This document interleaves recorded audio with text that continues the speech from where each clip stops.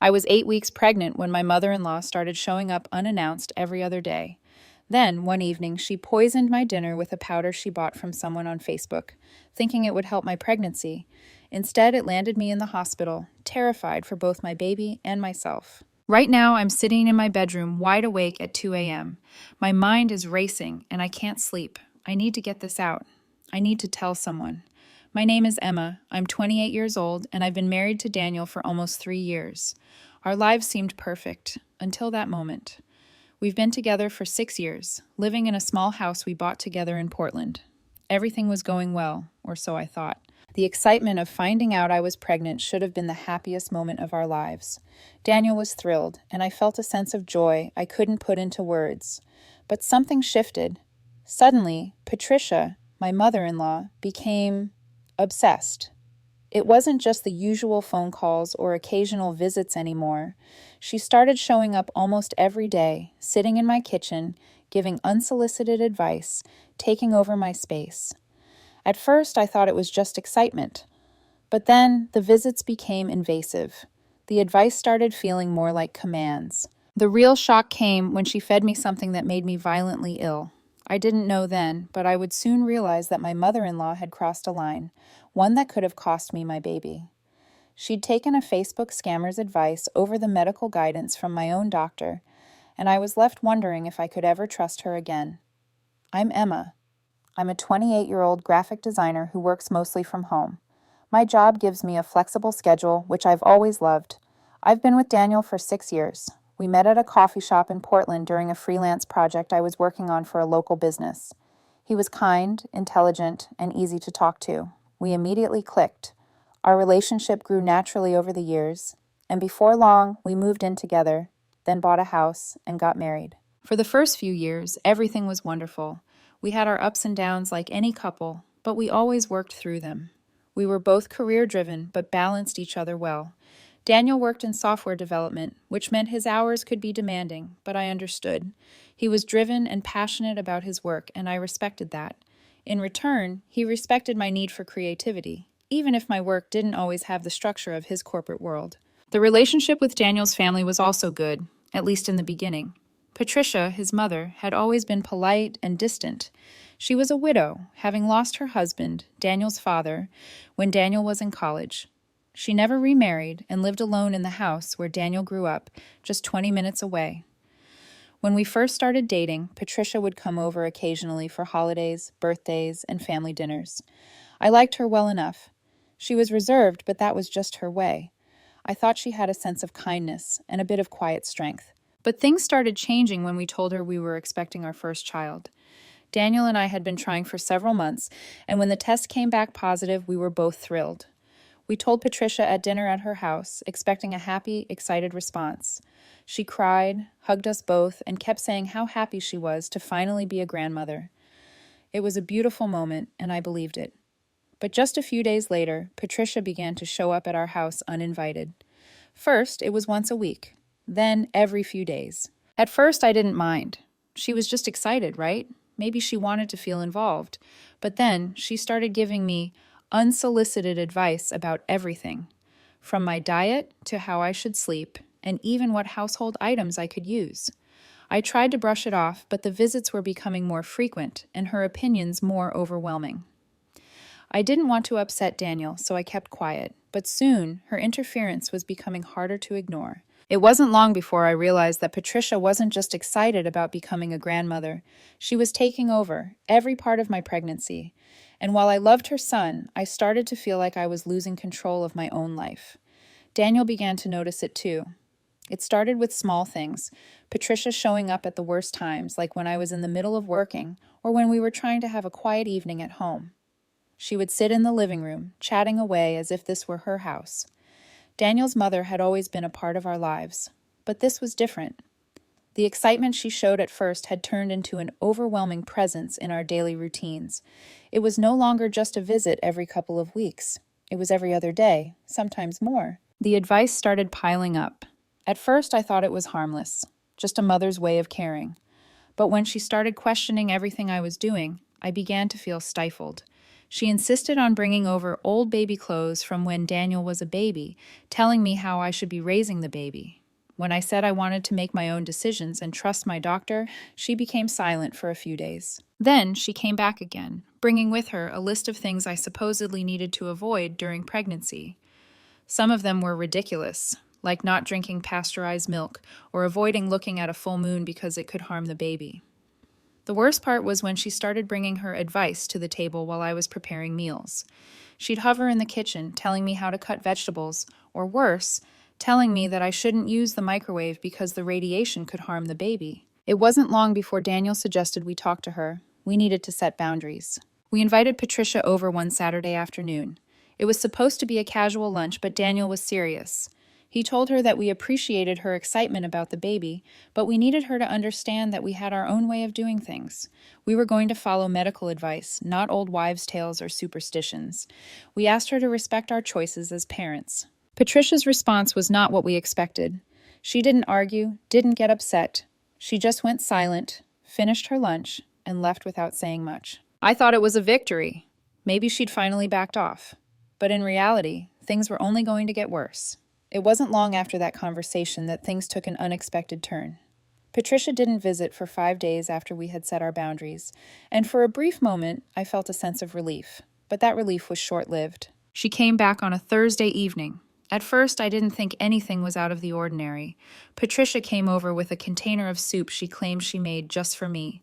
"It's my special recipe," she said with a wide smile. "It's something I used to make for Daniel when he was sick. I thought it might help you feel better too." I didn't say anything, but I felt uneasy. Something about it felt off. I hadn't asked for her to cook for me. I didn't want to seem rude, so I didn't object. Daniel was in the living room answering emails, and I was busy finishing up some work in the kitchen. When I was done, I joined them at the table. There were 3 plates, one for me, one for Daniel, and one for Patricia. I didn't think much of it at first, but as we started eating, something was wrong. The soup tasted bitter. Very bitter. I looked over at Daniel, but he didn't seem to notice. He took a bite and said his portion tasted fine. I tried to eat a few more spoonfuls, but the bitterness made my stomach turn. I couldn't place what it was, but I knew something wasn't right. I made a quick excuse and left the table, heading to the bathroom. My stomach was cramping painfully. I vomited once. When I came back to the dining room, Daniel was already looking at me with concern. "Are you okay?" he asked. I nodded, not wanting to make a big deal out of it, but deep down I knew something was wrong. Patricia suggested I go lie down, and I didn't protest. I went straight to our bedroom and spent the rest of the evening there, hoping the nausea would pass. The next few hours were a blur. I woke up several times, throwing up again and again. Each time it felt worse than the last. By 1 a.m., I had thrown up 6 times, and I was shaking uncontrollably. My body felt weak, like I had no energy left. I checked my temperature. It was over 101 degrees Fahrenheit. That's when I realized just how bad it had gotten. Daniel rushed to my side, panicked. He called the hospital, and they told him to bring me in immediately. We arrived at the emergency room around 2 a.m. I was so dehydrated that they put me on an IV as soon as they could. The doctors ran some tests, did an ultrasound to check on the baby, and monitored me closely. My baby's heartbeat was strong, but the situation was still alarming. The doctors confirmed that I was severely dehydrated. They took blood samples and ran more tests. When the results came back, they said they had found traces of a toxin in my system. They asked me what I had eaten in the last 24 hours, and I told them about the lasagna I had made the night before and the soup Patricia had brought over that evening. The doctor seemed concerned. "Was there anyone else who ate the soup?" he asked. I told him no. Only Daniel had eaten from his plate, and he hadn't felt sick at all. That's when I started to panic. I looked up at Daniel, my heart pounding in my chest. "Could someone have put something in the food?" I asked. The doctor nodded grimly. "It's possible. We'll need to investigate." The next few hours felt like a blur. I was admitted to the hospital for observation. Daniel barely left my side, staying with me throughout the night. I couldn't stop thinking about what had happened. Why had Patricia made that soup? Why didn't she tell me what was in it? The entire situation felt wrong. The following day, Daniel called Patricia. His voice was calm, but I could hear the tension in his tone. He told her about what had happened and asked if she had done anything to the food. At first, Patricia denied it. She said she had only made the soup to help me, that she was just trying to care for me. But as Daniel pressed her, her tone began to shift. After a long silence, Patricia admitted that she had put something in the soup. She told Daniel that she had bought a powder online, something she had found in a Facebook group for grandmothers. A stranger in the group had told her it would help with pregnancy and balance hormones. Patricia said she had spent $3,000 on the powder, meeting a man in a coffee shop who handed her the package. She had believed that it was something safe. She said she just wanted to help. That's when everything clicked into place. I had never thought Patricia could do something like this. But hearing her admit it, hearing her confess that she had put something in my food without telling me, was like a punch to the gut. I felt numb, betrayed, angry. I had trusted her. She had been my mother-in-law for years, someone I thought I could rely on, someone who had always seemed so polite and reserved. But this was beyond a mistake. This was dangerous. The doctors confirmed that the powder Patricia had added to the soup was toxic. It contained several unregulated substances that could have harmed both me and the baby. I was lucky to have thrown up most of it, but I couldn't shake the feeling that Patricia had almost taken everything from me. Daniel didn't know what to do. He was devastated. He spoke to her on the phone, demanding an explanation, but she kept apologizing, saying she never meant to hurt me. She said she had been tricked. But for me, that didn't matter. I spent 3 days in the hospital, and during that time, everything changed. The person I thought I could trust had almost cost me my life and my baby's. It was hard to look at Patricia the same way again. I spent the next few days in a haze of confusion and anger. The doctors told me I was lucky that I'd thrown up most of the poison before it could do any serious damage. But no matter how many times they said that, it didn't feel like luck. It felt like betrayal. It felt like my whole world had been turned upside down in the span of one meal. Daniel stayed by my side through it all, his face drawn with exhaustion. He kept asking if I needed anything, if there was anything he could do. But I couldn't answer him. I didn't know what I needed. I didn't know what I wanted. The only thing that seemed clear to me was that I could never trust Patricia again. How could I? She had crossed a line that no amount of apology could erase. I kept replaying the events in my mind. I thought about the way she'd walked into our house, carrying that container of soup like it was a gift. I thought about how I had smiled and thanked her, unaware that she was carrying something so dangerous. I tried to think back to the other times she'd been around, all the little moments when I had shrugged off her advice or her presence as harmless. What had I missed? How had I been so blind? I spent hours lying in bed, staring at the ceiling, unable to quiet my mind. I wondered if I had been too trusting. Had I been too naive? Daniel's mother had always been a part of our lives. I had accepted her into our home, into our marriage, and this is what she had done. She had poisoned me. I couldn't shake the thought. When Daniel told me what Patricia had said on the phone, the apology, the tearful confession that she had only wanted to help, something inside me broke. I didn't know how to feel. I was angry, yes, but there was something else too. A part of me felt sorry for her. She had made a terrible mistake, a mistake that could have cost me everything. But was it really a mistake, or was it something worse, something that had been building all along? Patricia had been so insistent on getting involved, on taking over every aspect of my pregnancy. At first, I thought it was just her excitement, her way of caring. But now, I saw it differently. There had been a desperation in her actions, a need to control, a need to feel needed. It wasn't about the baby, it was about her loneliness, her desire to be important, to be part of something. She had crossed a line to fill that need, and it had almost destroyed everything. But as much as I hated her actions, I couldn't ignore the fact that she was still Daniel's mother. And despite everything, I still saw him torn. He loved her. She was his only family left. She had been the one to raise him after his father's death, the one who had always been there. And now she had done something unforgivable. I could see the pain in Daniel's eyes. He wanted to fix this, wanted to make it right. But how? How could he fix what his mother had done? How could we go back to a time when we were a family, when things felt safe? I didn't know the answers. I didn't know if I would ever be able to forgive Patricia. I didn't know if I could ever look at her the same way.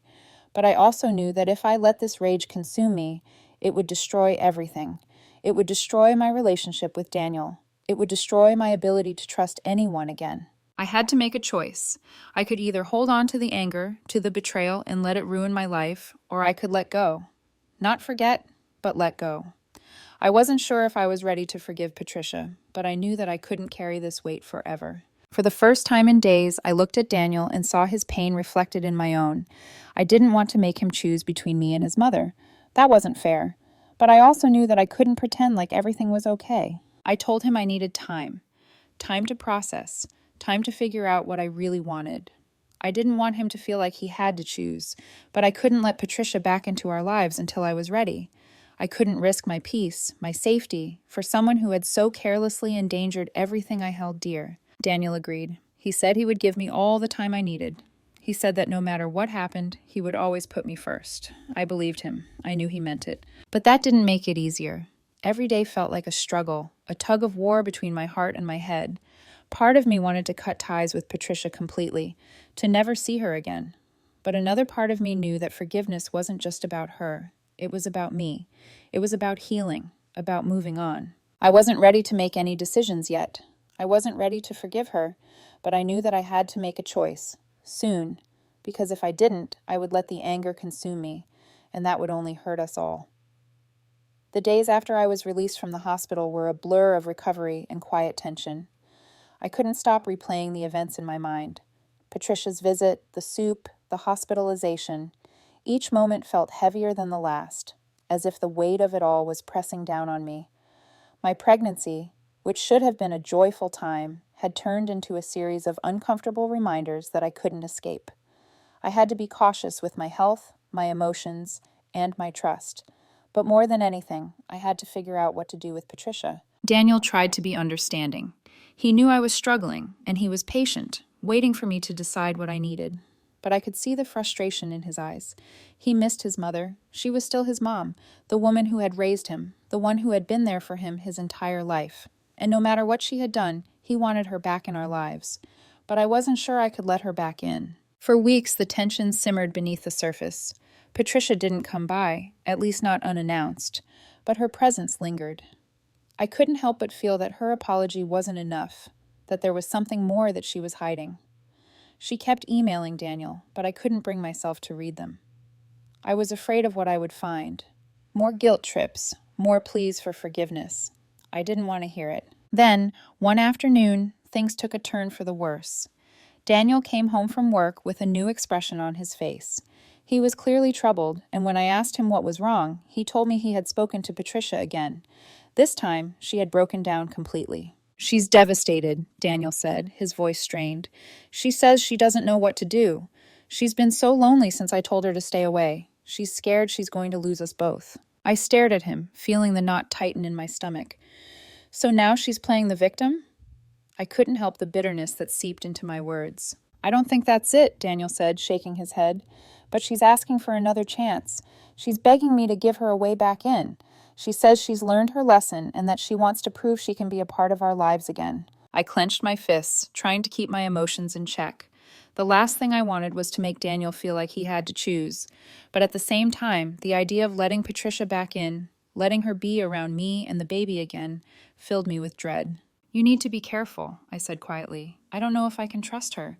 What if she does it again? What if next time it's worse?" Daniel looked down at the floor, the weight of the situation pressing on him too. "I don't know what to do either, Emma. I love you, and I know what she did was wrong, but she's my mom, and I don't know if I can just shut her out forever." The pain in his voice was hard to ignore. I wanted to understand. I wanted to be compassionate, but the fear I felt was too overwhelming. How could he expect me to forgive her so easily when she had risked everything I had? How could he expect me to simply move on when I could still feel the pain of those days in the hospital, the helplessness of lying there, unable to do anything but pray my baby would be okay? That evening, Patricia sent another email, this time addressed to both of us. I hadn't seen the previous ones, but Daniel had told me what they contained. More apologies, more guilt. But this one felt different. She was blunt, almost cold in her tone. "I know I made a terrible mistake," the email began. "But I am still your mother, Daniel. I know you've been hurt, but I don't deserve to be cast aside forever. I need to be a part of your life again. Please, for the sake of the baby, let me make up for what I did. I'm sorry, Emma, and I understand if you never want to trust me again, but I want you to know that I'm willing to do anything to prove I've changed. Anything." I could feel the tears starting to sting behind my eyes as I read her words. She was desperate, and yet, in the back of my mind, I couldn't shake the feeling that this wasn't just about forgiveness. This wasn't just about her learning from her mistake. There was something deeper, something that felt like manipulation, as though she was trying to guilt me into accepting her back into my life, into our lives. Daniel read the email over my shoulder. He didn't say anything, but I could see the conflict in his eyes. He wanted to believe her. He wanted to believe that she was truly sorry. But I wasn't so sure. Was this just another one of Patricia's attempts to regain control? Was she using the baby to manipulate us into letting her back in? I don't know what to do, Emma, Daniel said, his voice cracking. I don't know if I can keep cutting her off, but I don't want to hurt you either. I looked at him, feeling a swell of sadness for both of us. It wasn't just Patricia that I had to worry about. It was the entire situation. It was the betrayal, the broken trust, and the tension that had crept into our marriage. And as much as I wanted to move past it, I couldn't. Not yet. Not until I felt safe again. I need time, I said, my voice barely above a whisper. I need to think. I don't want to rush into anything. I don't want to forgive her because I feel pressured. I need to know that I'm doing this for the right reasons. Daniel nodded, his eyes filled with pain. He didn't want to wait, but he understood. He had to. I spent the next few days weighing my options. Patricia's words echoed in my mind. She was begging, she was pleading. But was that enough? Could I ever really trust her again? Could I ever feel safe with her around my child? I didn't know. All I knew was that I wasn't ready to make that decision yet. I couldn't. Not when the fear still gripped me every time I thought about the events that had unfolded. It had been weeks since I had been released from the hospital, but the sense of unease still lingered in my chest, like a constant weight. I was trying to move forward, trying to focus on my pregnancy and my own recovery, but everything kept coming back to Patricia. The emails, the phone calls, the constant tension between me and Daniel. I couldn't escape it. We hadn't seen Patricia face to face since the poisoning incident, but I could feel the distance growing between Daniel and me every day. He missed his mother. I could see it in the way his face softened whenever he mentioned her, in the way he would sigh when he checked his phone and saw yet another email from her. He wanted to forgive her. He wanted to believe her apology was genuine, but for me, everything about her felt like a lie. Every time I thought about her, I felt nauseous.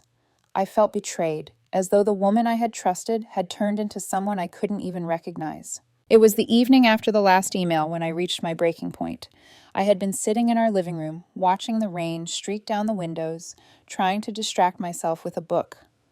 Daniel had gone into the kitchen to make dinner. It should have been a peaceful evening, but the air between us felt thick with unspoken words. Then, out of nowhere, Patricia's name popped up on my phone. It was an email from her, and I couldn't bring myself to ignore it. As I opened it, I felt my stomach twist into knots. The email started with another apology, another long-winded explanation about how she had been trying to help, how she had been hurt by our rejection. But this time there was something else, something I hadn't expected, a request to meet in person. I understand if you are not ready to see me yet, she wrote, but I need to make amends, Emma, for my sake and for Daniel's sake. I need you to understand that I am truly sorry for what I did, and I need to show you that I am willing to do whatever it takes to rebuild your trust. Please, let's meet, just once, so we can talk. I can't move forward without you. My hands were shaking as I read the words. It felt like everything inside me was on fire. The anger, the fear, the hurt. It was all too much. I closed the email, but I couldn't bring myself to delete it. Instead, I put my phone down and buried my face in my hands. Daniel came into the room, sensing the shift in the air. He saw me sitting there, looking defeated, and immediately knew something was wrong. Emma, what happened? He asked, his voice soft but full of concern. I shook my head, unable to find the words. The anger was choking me. The betrayal. The realization that his mother, who I had once accepted into my life, who had once seemed so kind and caring, was the one who had brought this chaos into our world. Patricia sent me another email, I whispered, my voice cracking. She wants to meet. She wants me to give her a chance to prove she's changed. Daniel's face softened, but I could see the confusion in his eyes. He didn't understand why I was still so angry. He didn't understand why I couldn't just forgive her and move on. Emma, I know this is hard. I know it's been painful, he said, sitting next to me. But maybe we need to start forgiving her. Maybe we need to let go of the past for the sake of the baby. She's just trying to make things right. I looked at him, feeling a stab of something deep in my chest. You don't get it, Daniel. You don't understand what it feels like to have someone you trust poison you, to have someone you thought loved you, someone you thought was family, put your life and your baby's life in danger. It's not just about forgiving her, it's about trust. I don't know if I can ever trust her again. I saw the hurt flash across Daniel's face, but he didn't argue. He just sat there in silence, looking at me with that same pained expression he had when we first started discussing Patricia's actions. I could see how torn he was. He didn't want to hurt me. He didn't want to make me feel like I had to forgive his mother, but he also didn't want to lose her.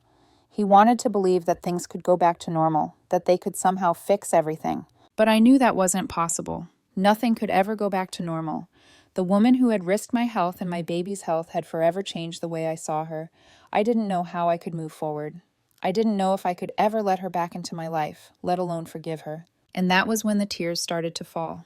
For the first time in weeks, I felt the full weight of the situation.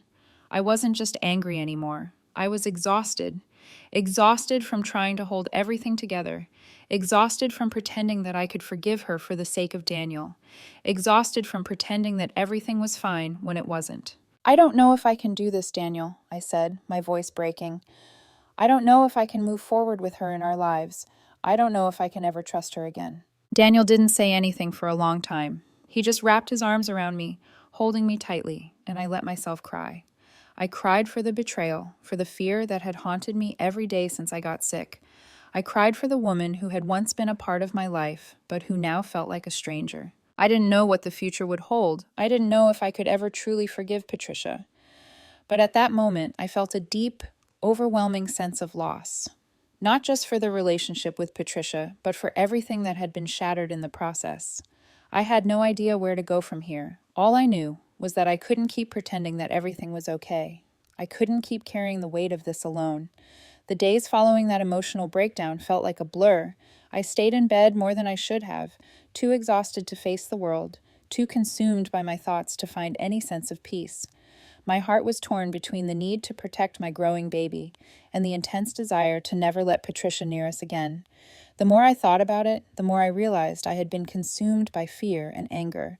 Fear that letting her back in would put everything at risk again, and anger at her reckless disregard for my safety. But deep down, there was a small part of me that wasn't ready to give up on Daniel's relationship with his mother, either. She was still his mom, despite everything. One evening, after another week of silence, Daniel came to me with a decision. He had talked to Patricia again, this time without me in the room. He had gone to visit her, despite my protests. He said he wanted to see her face to face, to truly understand where she was coming from, and whether there was any hope left of salvaging their relationship. I didn't want to be the one to stop him, but at the same time, I didn't want to hear the inevitable justification she would offer. She was good at twisting the truth, good at making herself seem like the victim. When he came back, he seemed different. There was a weight in his expression that I hadn't seen before, but it wasn't just the sadness I expected, it was clarity. I spoke to her, Daniel said, sitting down beside me, and it wasn't easy, but Emma, I think I understand something now. His voice was calm, almost resigned. I looked at him, not knowing whether I wanted him to continue or not. What do you mean? What did she say? My voice was tight with anticipation. She admitted everything. She said she knew she made a mistake. She said that she was desperate to feel needed, to be part of something again, and that she let that desperation cloud her judgment. But the most important thing she said was that she never meant to hurt you. She said she didn't realize just how dangerous her actions could be, but she's understanding that now, and she's willing to do whatever it takes to prove to both of us that she can be trusted. I stayed silent, the weight of his words sinking in slowly. It wasn't the apology that took me by surprise. It was the raw honesty in Patricia's voice, the acknowledgement of her mistake. It wasn't enough to erase everything that had happened, but it was a start.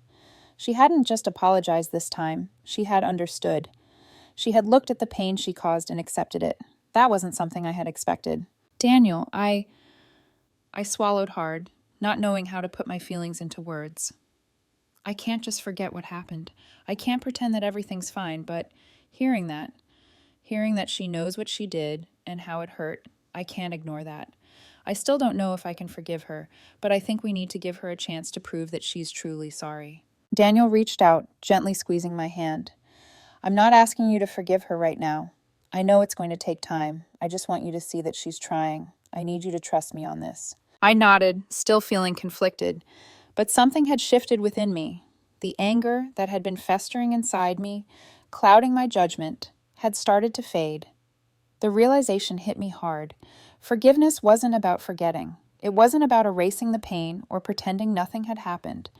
Forgiveness was about giving ourselves the space to heal, to let go of the constant weight of resentment, even if the other person never fully understood how much damage they caused. I wasn't ready to invite Patricia back into our lives yet, but I knew that I couldn't keep holding on to my bitterness. If I wanted peace, if I wanted to move forward, I had to start letting go of the anger that was eating me alive. I'm willing to try, Daniel, I said softly. I'm not saying I'm ready to forgive her, but I'm willing to try, for you and for the baby. Daniel's face softened in relief. Thank you, Emma. You don't have to do this for me, but I know this means a lot. We sat together in silence for a while, the weight of the moment sinking in.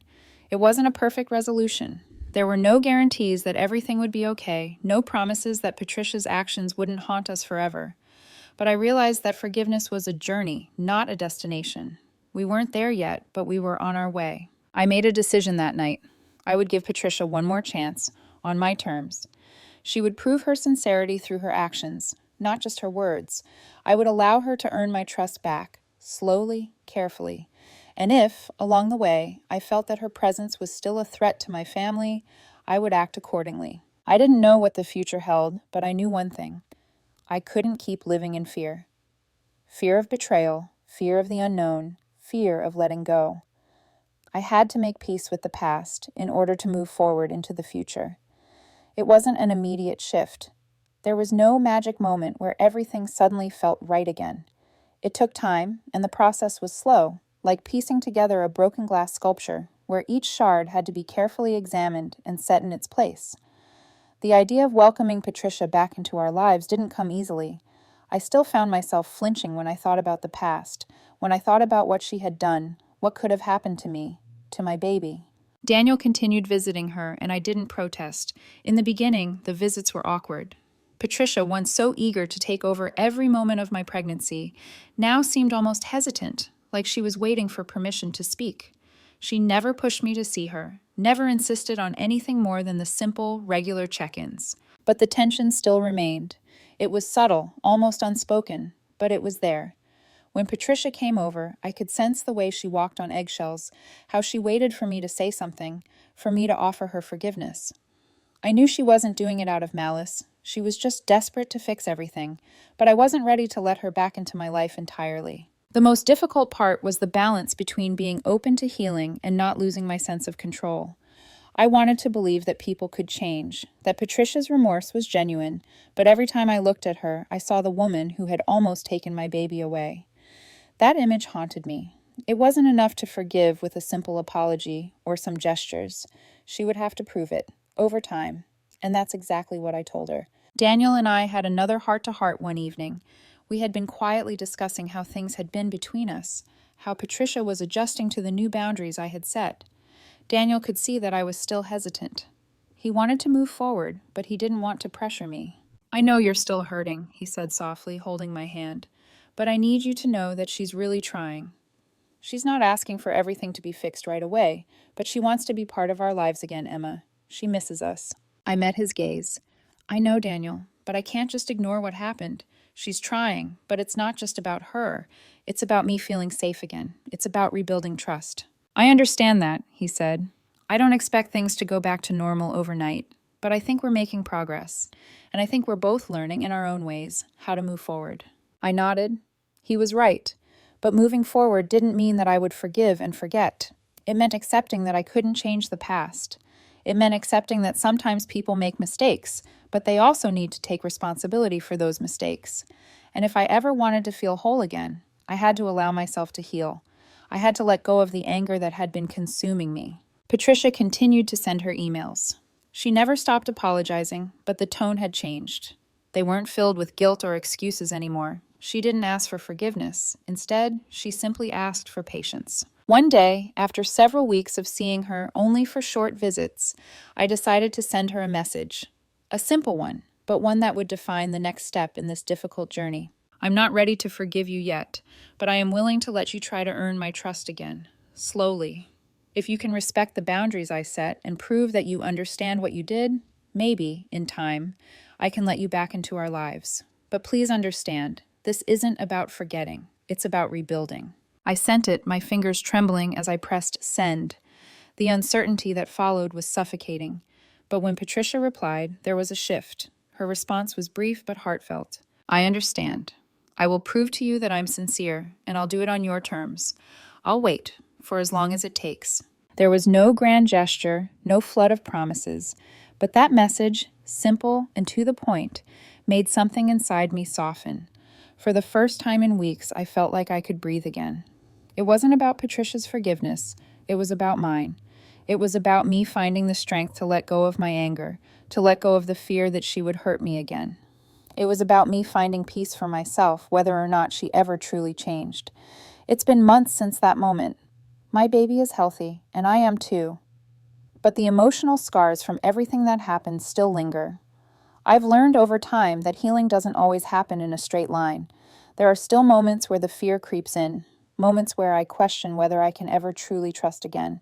But those moments are fewer now. With each passing day, I'm learning to move forward. Patricia comes by now, but it's different.